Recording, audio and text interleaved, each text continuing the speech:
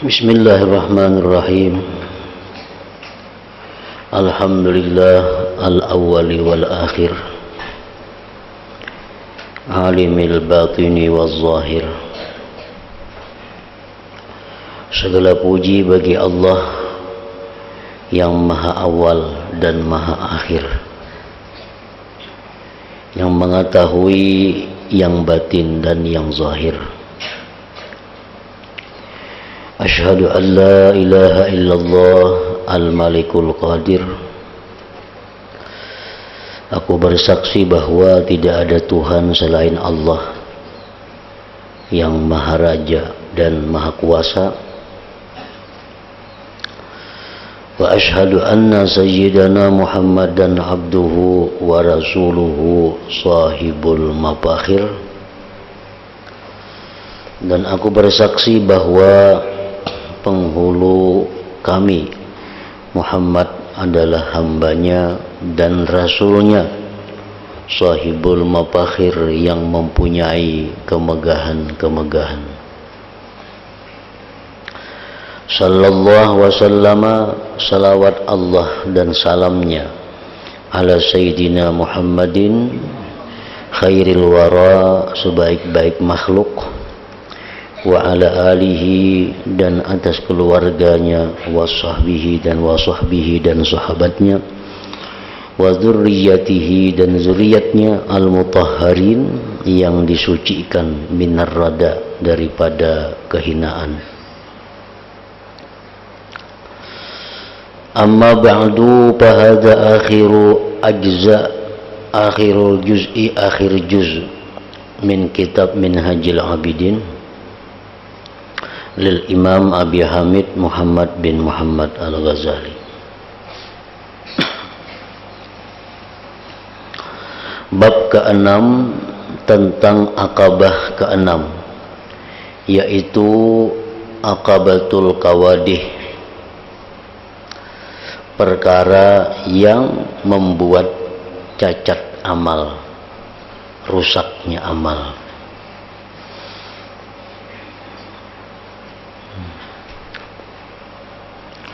Selanjutnya, wahai saudaraku semua, semoga Allah menguatkan engkau dan aku dengan bagusnya taufik, sesudah jelas bagi engkau jalan ibadah dan jalan engkau telah lurus, maka hendaknya engkau dapat menjaga amal engkau dari apa yang bisa merusakkannya. Ibadah-ibadah yang sudah bagus kita lakukan, baik itu ibadah yang sifatnya hablun minallah seperti sembahyang, puasa, atau ibadah-ibadah yang hablum minan nas seperti zakat, sedekah.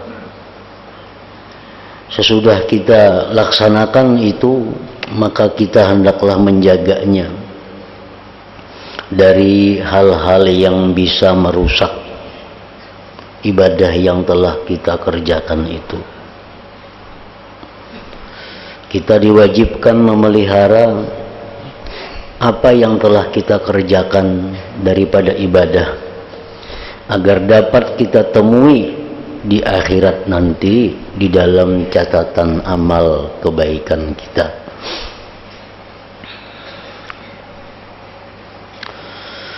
Hal ini diharuskan pada engkau dengan membangun ikhlas.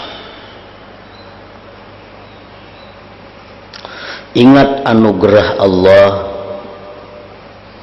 dan menjauhi lawan ikhlas. Jadi ikhlas itu ada ikhlas yang disebut qablal amal, ikhlas sebelum beramal.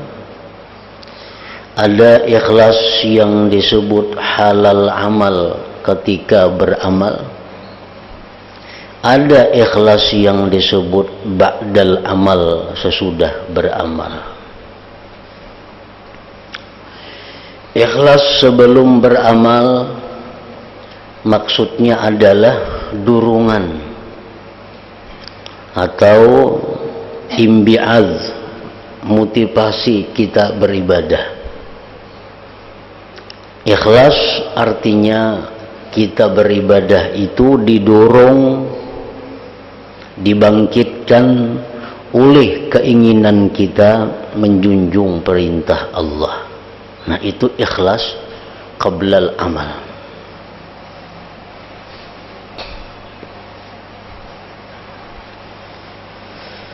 Nah, kemudian ikhlas qablal amal ini, sebelum amal ini berlanjut pada waktu kita beramal. Ikhlas yang kita bangun sebelum beramal tadi hendaknya terus ada sampai kita selesai beribadah. Karena banyak orang yang pada awalnya itu ikhlas, tetapi pada waktu mengerjakan ibadahnya berubah menjadi tidak ikhlas. Misalnya waktu kita hendak beramal, kita sudah baik menjunjung perintah Allah, baca Al-Quran. Begitu kita membaca Al-Quran, karena dorongan menjunjung perintah Allah tadi, kita baca Quran. Di waktu kita sedang baca Quran, kita didengar orang, kita dilihat orang. Timbul pada waktu itu ikhlas kita berubah, karena kita menjadi senang, menjadi bersemangat, menjadi bergairah karena dilihat orang. Nah, ini ikhlasnya sudah berubah daripada yang qablal amal itu. Kan banyakkah itu kita waktu kita hendak beramal itu bujur-bujur sudah karena Allah.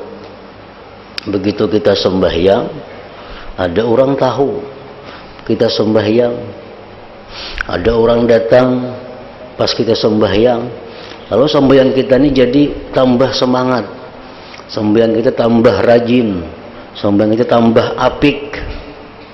Nah, padahal sebelum sembahyang bagus, sembahyang kita menjunjung perintah Allah. Begitu sembahyang ada orang datang, lalu kita memperbaiki lagi sembahyang kita karena kedatangan makhluk manusia ini.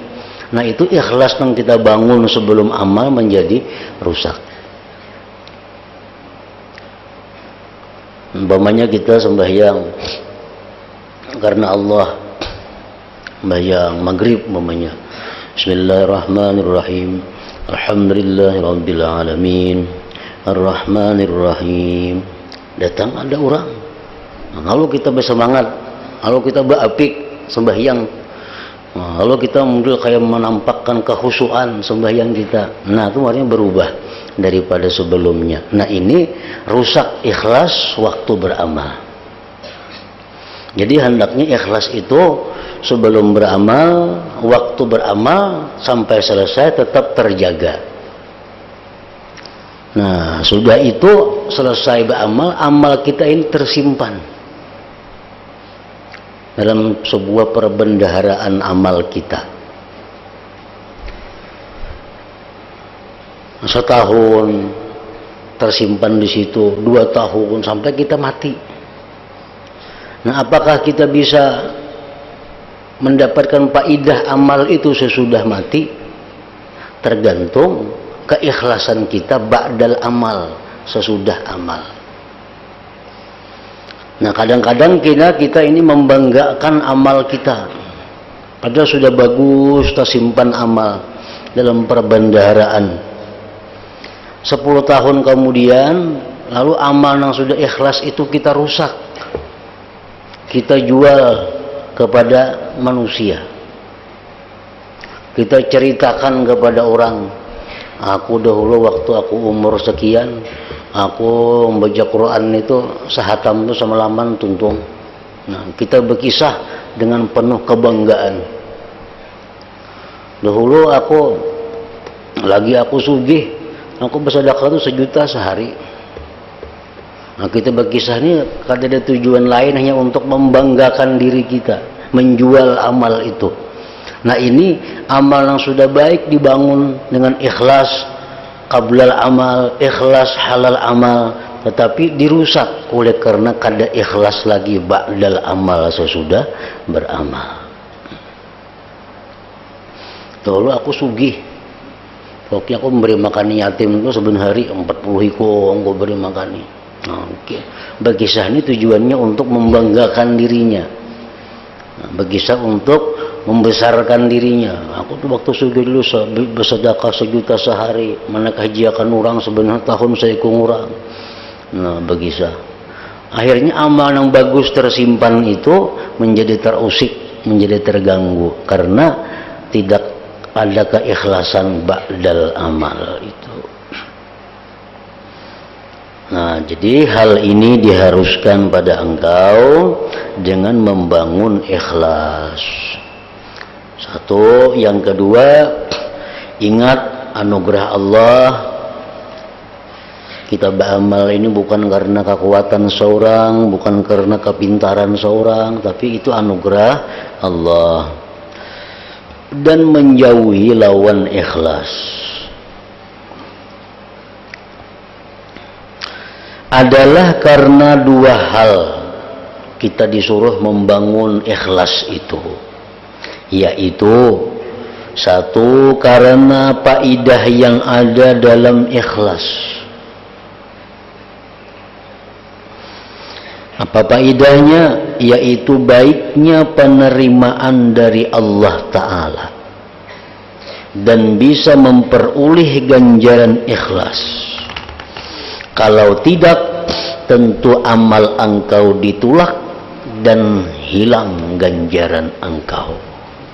Semuanya hilang atau sebagian. Sesuai dengan apa yang diriwayatkan dalam hadis masyhur dari Nabi Muhammad sallallahu alaihi wasallam bahwa Allah Subhanahu wa taala berfirman, ana agnal agniya minasyirki man amila amalan fa asyraka fihi ghairi fa nasibi lahu fa inni la aqbalu illa ma kana li khalisan. Artinya aku paling tidak perlu kepada sekutu. Ya Tuhan, aku tuh kada perlu kepada sekutu. Aku tuh kada perlu kepada syarikat. Barang siapa melakukan suatu amal, lalu dalam beramal itu ia menyekutukan pada selainku,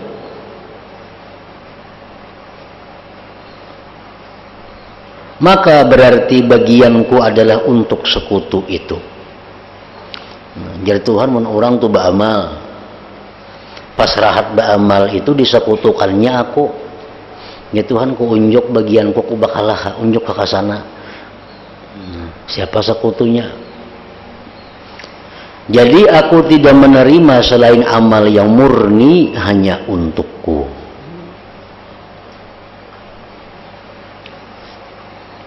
Kita tadi sembahyang bagus sudah, junjung perintah Allah bagus dan itu.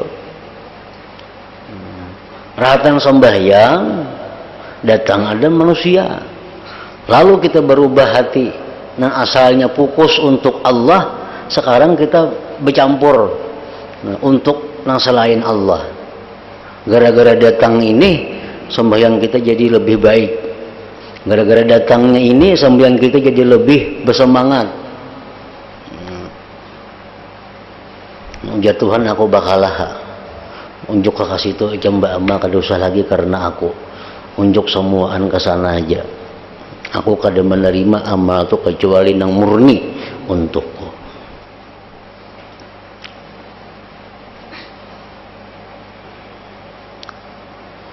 Rencana hendak ampih mengaji Quran tuntung surah ini, ampih mengaji bebayana tuntung sampai ayat terakhir itu rencana hendak ampih nih. Bagus sudah ikhlas, Pas hendak tuntung datang ada orang kalau menyambung kebacaan menambah lagi. Nah, jadi ini sudah bercampur lawan Tuhan ngarannya. Dari awal tadi ikhlas bagus. Karena ada datang orang ini lalu menambahi ke surah lain menyambung. Nah, jadi itu sudah bercampur. Bila bercampur Tuhan kada mau. Aku bakalah gitu Tuhan unjuk ke sana semuaan. Berzikir rencana anak 100 kali. La ilaha illallah, la ilaha illallah. Datang ada orang lalu bertambah jadi 200. Nah, karena kedatangan si orang itu, nah itu bersekutu ngarannya. Bersedekah nih, rencana anak 10.000 aja. Ada orang 100.000 bersedekah. Nah, Tuhan kada menerima itu karena bercampur.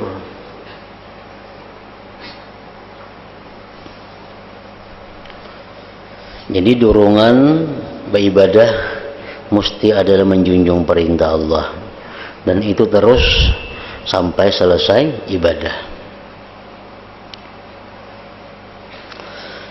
Dikatakan Allah Ta'ala berfirman kepada hambanya nanti pada hari kiamat, ketika hamba itu meminta ganjaran amalnya, alam yuwassa'alaka fil majalis, alam takunir ra'sa fid dunya, alam yurakhas bay'uka wa syira'uk, alam tukram.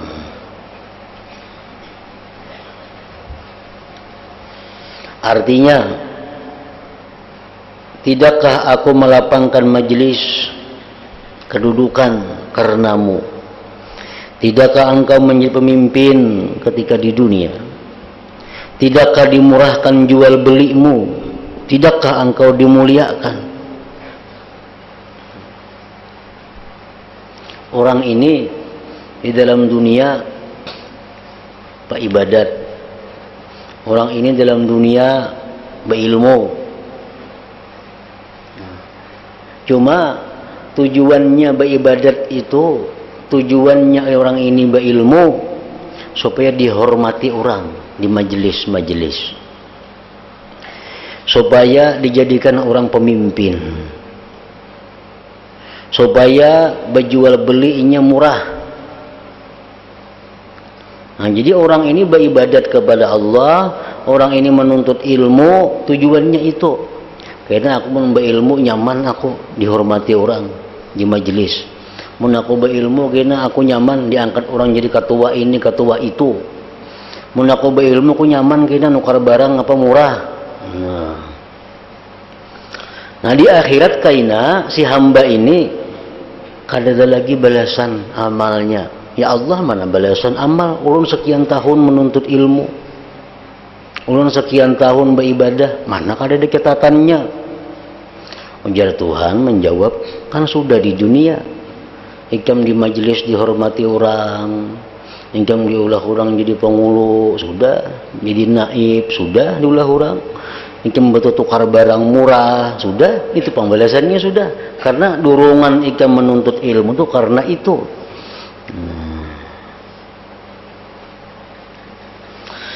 Apa yang telah kututurkan, ujar Imam Ghazali, dan semisalnya adalah termasuk perkara yang mengkhawatirkan.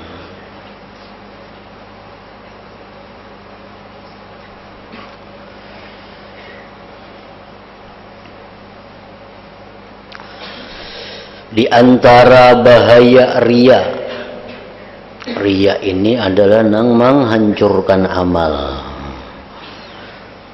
Di antara bahaya riya adalah 2 kali terbukanya aib dan 2 musibah. Orang yang riya itu 2 kali supan ketahuan orang dan 2 kali dapat musibah.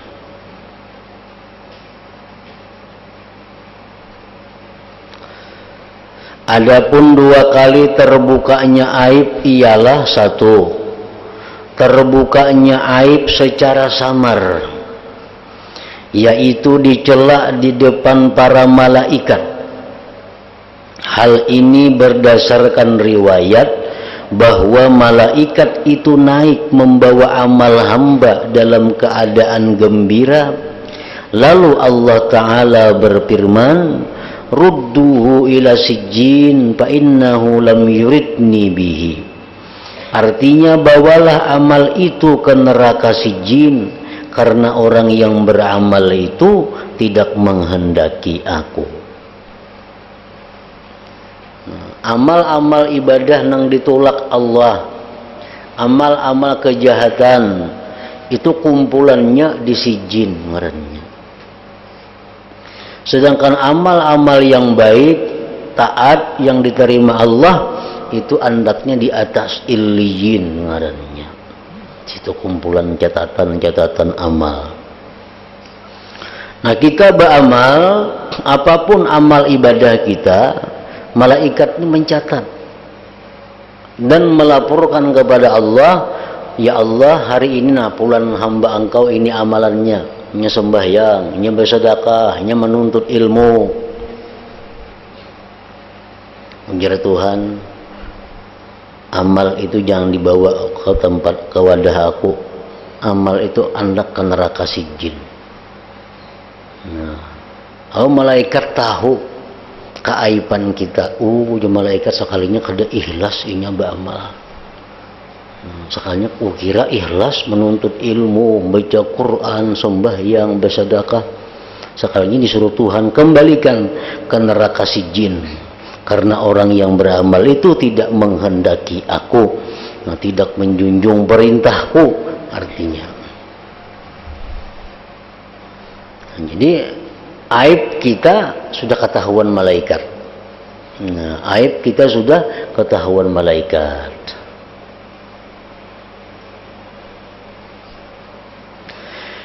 Yang kedua, terbukanya aib secara terang-terangan, yaitu pada hari kiamat di depan para makhluk.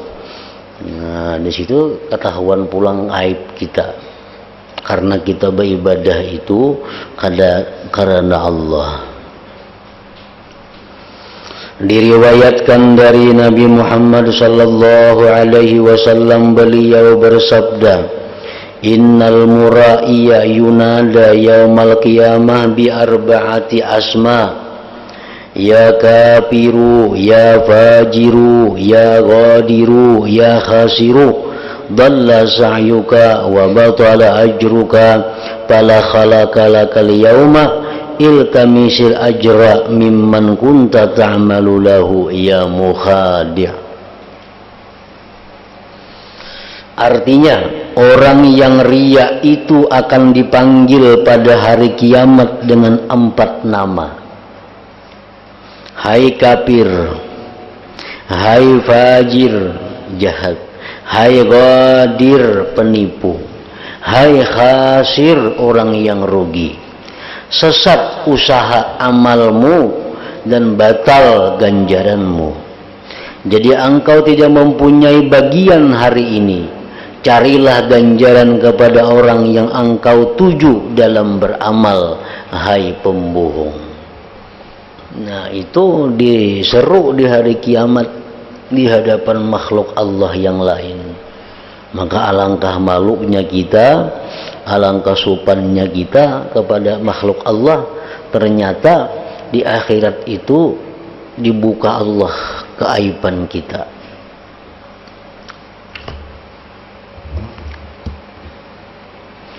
Diriwayatkan bahwa nanti pada hari kiamat akan ada panggilan yang didengar oleh seluruh makhluk. Ainal ladzina ya'budunan nas qumu khuzu ujurakum mimman amiltum lahu fa inni la aqbalu amalan khalatahu syai'. Artinya, di mana orang-orang yang dulu pada menyembah manusia. Ujar Tuhan, mana orang-orang yang di dunia dahulu beribadah karena manusia? Mana orang yang sembahyang karena manusia? Mana orang yang bersedekah karena manusia? Bangunlah, ambillah ganjaran kalian dari orang yang kalian tuju dengan amal kalian. datangi sana pahalanya. Nang ikam dahulu beramal karena si pulan, datangi pulan tuh ambil sana pahalanya. Nang ikam dulu beramal karena si A, ambil pahalanya ke sana. Karena aku Allah tidak menerima amal yang kecampuran sesuatu, tidak ikhlas, tidak murni, hanya untuk Allah. Nah, jadi orang yang riya ini, orang yang beramal ini untuk minta dihormati manusia, orang yang beramal dengan tujuannya mencari kekayaan dunia, orang yang beramal mencari ketinggian pangkat di dunia, orang yang beribadah karena tujuannya agar dimuliakan orang, nah mendapat dua aib. Pertama, aib di hadapan malaikat, yang kedua aib di hadapan seluruh makhluk. Adapun dua musibah, satu kehilangan surga. Orang nang riya ini kehilangan surga.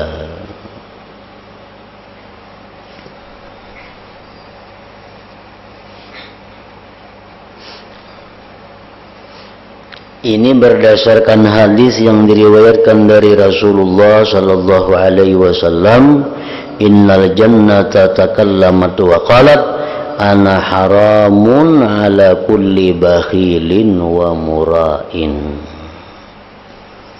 Artinya surga nanti akan berbicara dan berkata, aku haram atas tiap orang yang kikir dan orang yang riya. Nah, surga itu babacaan, tidak boleh masuk orang yang di dunia kikir, tidak boleh masuk orang yang di dunia itu riya. Nah, ini musibah, musibah yang bersangkutan.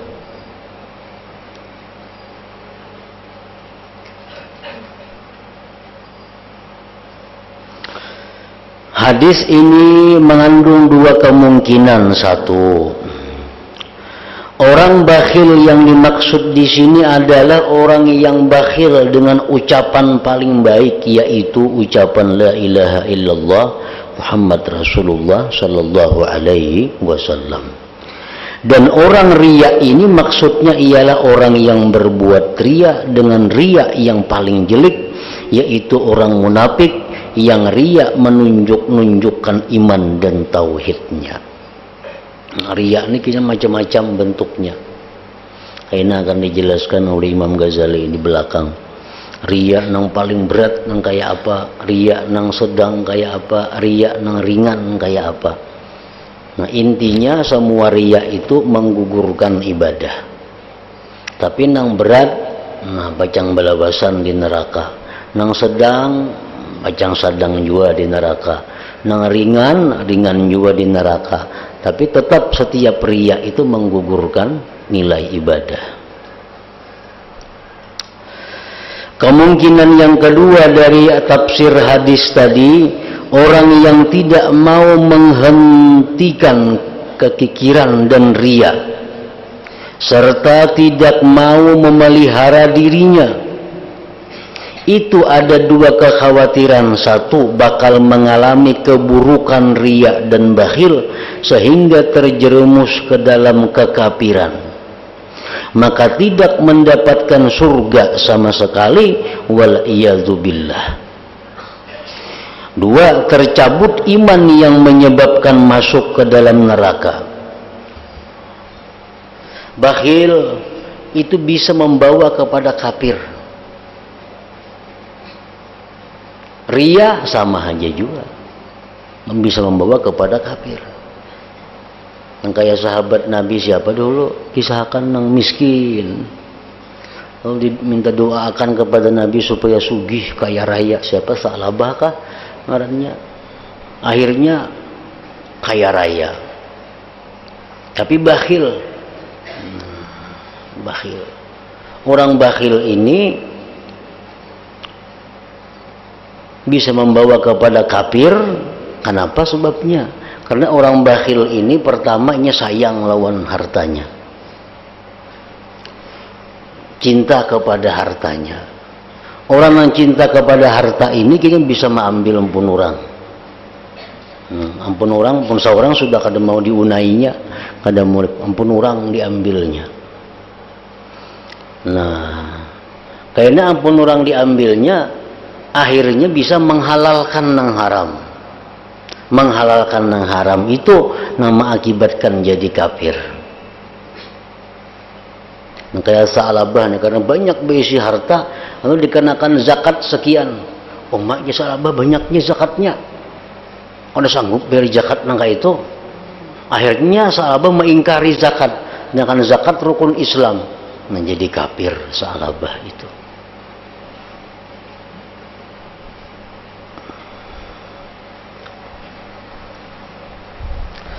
Itu musibah yang pertama kepada orang yang ria, kada masuk surga dahulu.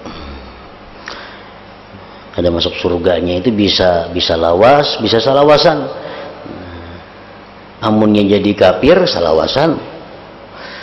Yang kedua, musibah kedua masuk neraka.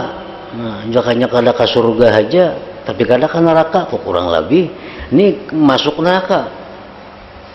Ini berdasarkan hadis yang telah diriwayatkan oleh Abu Hurairah radhiyallahu anhu dari Nabi Muhammad sallallahu alaihi wasallam. Beliau bersabda, "Awwalu man yud'a yaumal qiyamati rajulun qad jama'al Qur'an wa rajulun qad qatala fi sabilillah wa rajulun katsirul mal."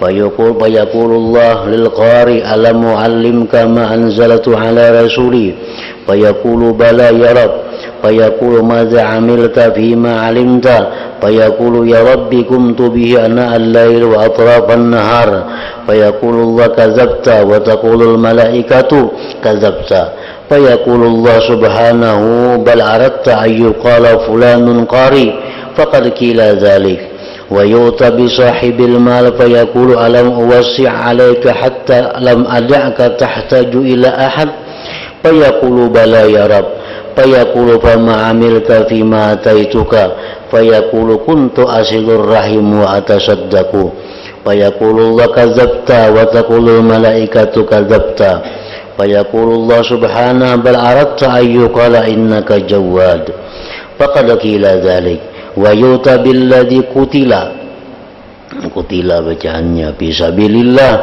fayaqulullah ma fa'alta fayaqulu umirtu bil jihad fisabilik faqataltu hatta qutiltu fayaqulullahu ta'ala kadzabta wa taqulul malaikah kadzabta wa yaqulullah bal aradta an yuqala fulanun jari'un wa syuja'un faqad qila dzalika.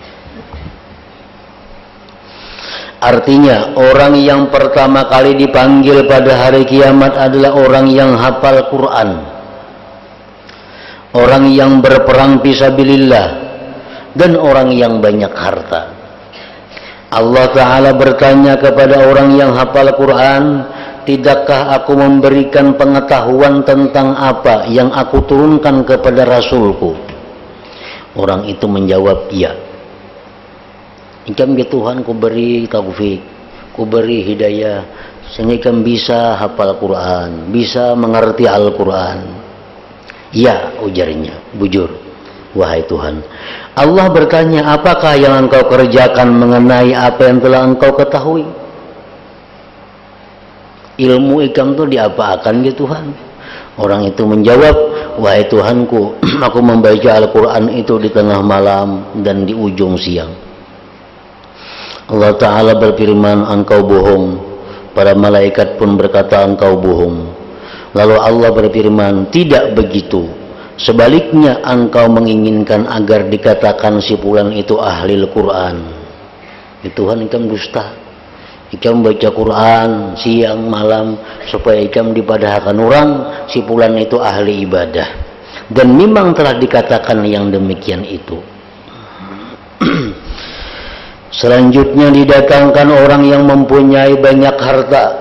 Lalu Allah Ta'ala berfirman, tidakkah aku telah memberikan kelapangan rezeki kepadamu sehingga engkau tidak perlu lagi kepada orang lain? Orang itu menjawab, benar. wahai Tuhan.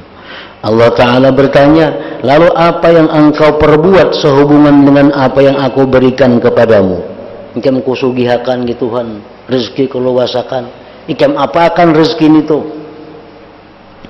Orang itu menjawab, hamba gunakan untuk menyambung hubungan keluarga, memberi ikula, bersedekah. Allah berfirman, engkau bohong. Dan para malaikat juga berkata, engkau bohong. Lalu Allah Ta'ala berfirman, tidak, engkau tidak silaturahmi, engkau tidak bersedekah, engkau menginginkan supaya disebut-sebut sebagai orang yang dermawan. Engkau beri sini, beri sana, beri sini, dengan tujuan supaya engkau disebut orang yang sosial, orang yang dermawan. Dan memang yang demikian telah disebut-sebut. Berikutnya didatangkan orang yang terbunuh dalam perang sabilillah. Allah bertanya, apa yang telah engkau perbuat, ya Tuhan? Orang itu menjawab, hamba telah diperintahkan berperang di jalanmu, maka hamba pun berperang sampai hamba terbunuh. Allah Ta'ala berfirman, engkau bohong, ya Tuhan. Dan malaikat pun juga berkata, engkau bohong. Allah Ta'ala berfirman, tidak, engkau menginginkan agar dikatakan si fulan itu pemberani, si fulan itu pahlawan, dan yang demikian itu telah terjadi. Itulah sudah balasannya. Orang yang beribadah supaya dikatakan orang ahli ibadah, itulah sudah balasannya. Orang yang pemurah agar dikatakan dermawan, itulah sudah balasannya. Orang menyebutnya dermawan. Orang yang terbunuh gugur di sabilillah karena tujuannya agar disebut pahlawan, maka disebut orang pahlawan, itulah balasannya. Nah, di akhirat kada ada lagi balasannya karena habis di dalam dunia ini.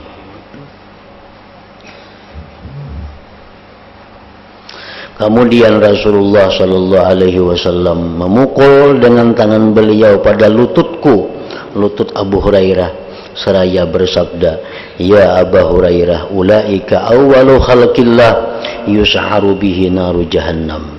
Artinya, hai Abu Hurairah, mereka itu adalah permulaan makhluk Allah yang dibakar di neraka jahanam. Nah, jadi riya tadi bukan hanya menggugurkan amal, bukan hanya kadang memasukkan ke surga, tetapi juga riya itu membuat kita masuk ke dalam api neraka. Nah, itulah musibah yang kedua daripada riya tadi. Diriwayatkan dari Ibnu Abbas radhiyallahu anhu, beliau berkata, aku pernah mendengar Rasulullah SAW bersabda, innan nar wa ahlaha ya'ujun min ahli riya. Artinya neraka dan penduduknya berteriak-teriak karena ahli riya. Ada yang bertanya, ya Rasulullah, bagaimana neraka itu berteriak-teriak?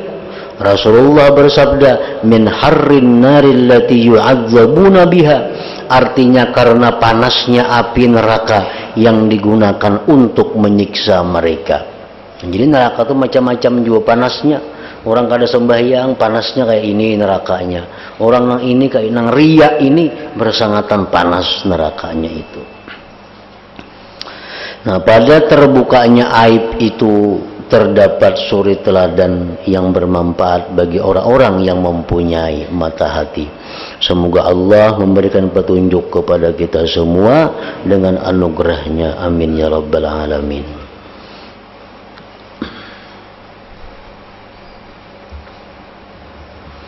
Hadratin Nabi sallallahu alaihi wasallam, al-Fatihah. A'udzu billahi minasyaitonir rajim. Bismillahirrahmanirrahim.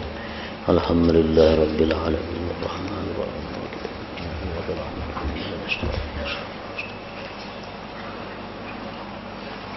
Bismillahirrahmanirrahim. Alhamdulillah rabbil alamin. Allahumma shalli wa sallim ala sayyidina Muhammad wa alihi wa sahbihi ajma'in. Allahumma ighfir lana ma akhta'na wa ma ta'ammadna wa ma asrarna wa ma a'lanna wa ma asrafna wa ma anta a'lam bihi minna, antal muqaddim wa antal muakhir, la ilaha illa anta. Allahumma anfa'na bima 'allamtana wa 'allimna ma yanfa'una wa zidna fahman wa ilman wa amalan wa hudan wa tawfiqan bi rahmatika ya arhamar rahimin. Sallallahu alaihi sayyidina Muhammad wa alihi wasallam. Alhamdulillah.